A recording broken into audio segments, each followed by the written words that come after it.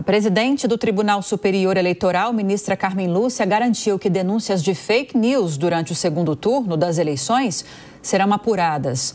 Ela também comentou que pode ter contribuído para o elevado número de abstenções. Marília Ribeiro. O segundo turno das eleições municipais foi marcado por tranquilidade em todo o país, de acordo com a presidente do Tribunal Superior Eleitoral, Carmen Lúcia. Nós tivemos 8 inquéritos, um total de ocorrências de 23 nesse dia, o que significa que foi uma eleição como devem ser todas as eleições, num clima de tranquilidade, de absoluto respeito às pessoas. As pouquíssimas ocorrências, como eu disse, que aconteceram, são de mais de 30 milhões de pessoas nesse dia, na mesma hora, nas ruas, nessas 51 localidades. Portanto, o que tem que ser o exercício regular de um direito e de um dever em relação aos outros e um direito que se exerce de maneira livre e pacífica. Segundo a ministra, a abstenção superou a do primeiro turno e isso precisa ser bem avaliado. Houve município em que teve 16%, houve município com 30%. Houve fenômenos climáticos, por exemplo, Porto Velho hoje de manhã teve chuva intensa.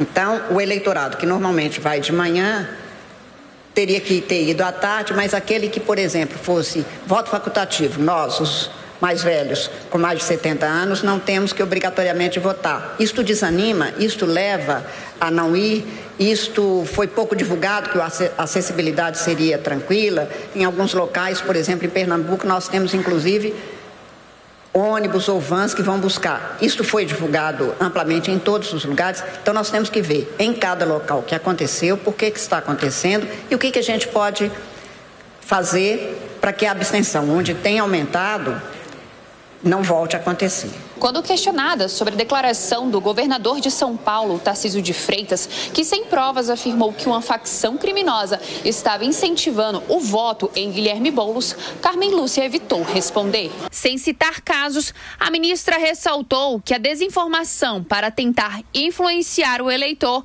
é algo fora do comum. O que nós temos hoje é um sistema que é o sistema de alerta, o assessoramento específico de enfrentamento à desinformação, que faz o encaminhamento de todas as notícias que chegam, o tratamento dado pelas instituições competentes, porque se trata em parte de investigação, em parte de necessidade de o Ministério Público verificar se é caso de denúncia e, se for, claro, ao processo que segue aí a tramitação regular do processo penal ou do processo penal eleitoral.